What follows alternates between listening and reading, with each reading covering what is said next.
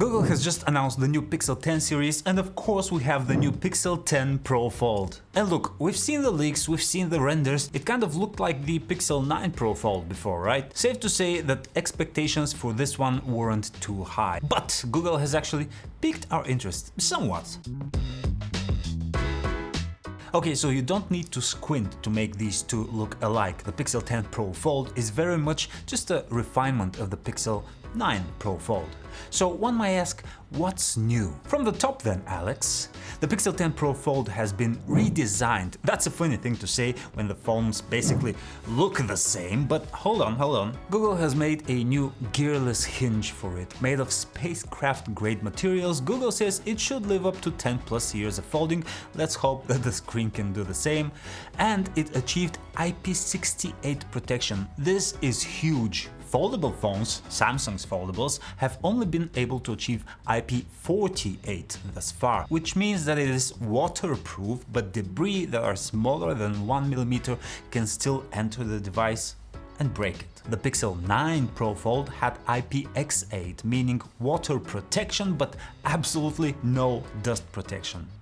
IP68 on the Pixel 10 Pro Fold means dust-tight and waterproof. Well, it can't survive depths, but up to 1 meter for up to 30 minutes immersion, it should be fine. That's huge considering it's a foldable phone. Google also says the new design is remarkably thin. We would like to hold it to remark on it. Moving on to the new cover screen. The bezels have shrunk a bit, leaving more room for the screen to expand. It's now 6.4 inches, up from 6.3 on the Pixel 9 Pro Fold. And yeah, that doesn't sound like much, but that 0.1 inches should be a nice quality of life improvement for dual thumb typing on the external screen. It's got improved brightness, now reaching 3000 nits peak, up from 2700 nits on the Pixel 9 Pro Fold.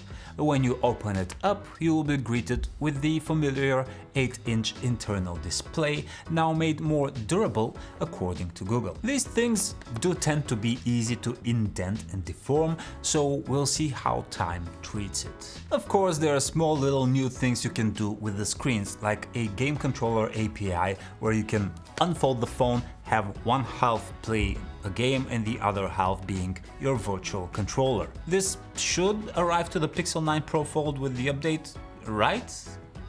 Let's go further down, further on the inside of the Pixel 10 Pro Fold. The new Google Tensor G5 chip is finally built on a 3nm process, bringing it up to the industry standard of the competitors. Google says about 34% faster than the old chip, which tells us a little. Since we do have the benchmarks of the new Galaxy Z Fold 7 and the Pixel 9 Pro Fold, we can see that in some cases the Z Fold 7 is twice as powerful. So a 34% increase over the Pixel 9 Pro Fold speed will be a definite and much needed improvement, not quite as high, but much closer. But you know it, I know it, Tensor G5 is not about the raw power. It's about on-device AI, and boy, is Google coming out with some on-device AI tricks. Front and center is the new Magic Q feature, which will take context from your screen and immediately suggest an action or response. For example, if someone texts you, "Hey, when are you arriving?" Magic Q will read that, then fetch your information from calendar or maps and give you a one-button reply option with the correct response. All on device, not creepy at all. You will be able to turn it off, adjust exactly which apps Magic Q has access to. This will probably be an exclusive to the Pixel 10 line due to it being on-device AI and how Google is talking up the Tensor G5 capabilities. Call screen gets an update too. You can now also take a message and make it into a transcript if you miss a call or hang up, so that's cool. No reason to believe it will be an exclusive to the 10 Pro Fold, right? Gemini Live will now be able to look through your phone camera so you can give it more context, and a new journal app will take your voice notes and screenshots and organize them with AI, kind of like Apple's Journal. Again, these shouldn't be exclusive to the new Pixels, but who knows. You will be able to hum music into the microphone and have AI generate tracks for you, which sounds kind of fun.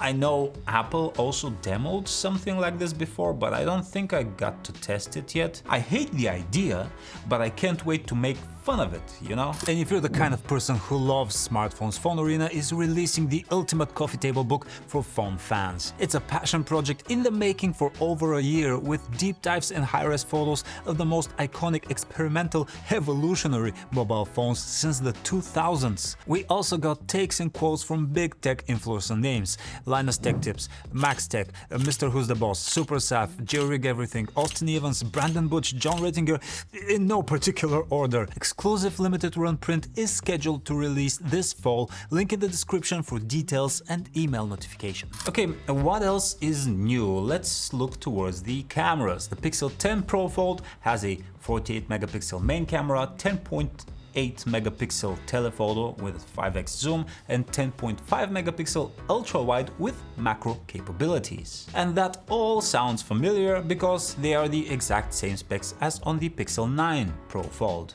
which is a bit of a letdown since the other Pixels are getting more bombastic upgrades. Oh, hold on, I'm getting live info. What? What?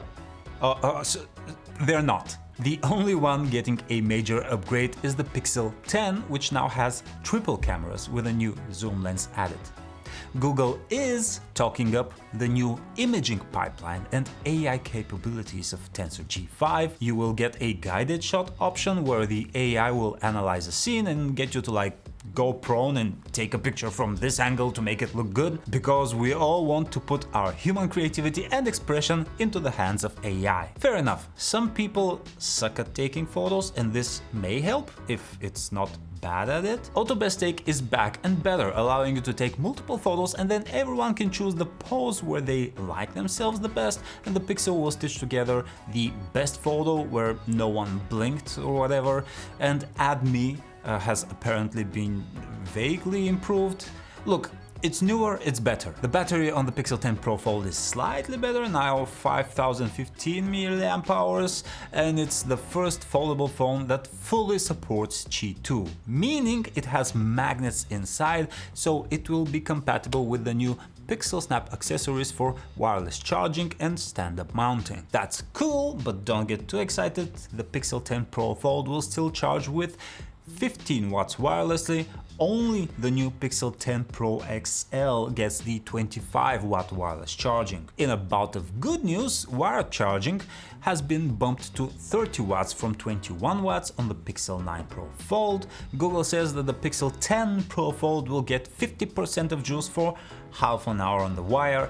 Our testing of the 9 Pro Fold showed that it gets 47% for 30 minutes, so the upgrade here is marginal. Final word, what's different? Slightly better hinge, slightly bigger external screen, thinner build, first ever IP68 rating on a foldable, magnets on the back for charging and accessories. Some extra AI tricks, some of which will be exclusive, some should trickle down to the Pixel 9 Pro Fold.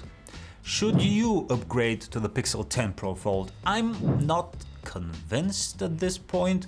We've got a long way to go until October. Oh, that's right, the Pixel 10 Pro Fold is releasing in October. Well, the good news is that there's no price hike. It will start at $1,800 for the 256GB model, and there's a new 1TB option if you're a Pixel Power user. Is the Pixel 10 Pro Fold dead on arrival following the Galaxy Z Fold 7 release? Honestly, comment below. I may not reply to everyone, but rest assured that I read them at 2 AM when I am too afraid to close my eyes. See you later!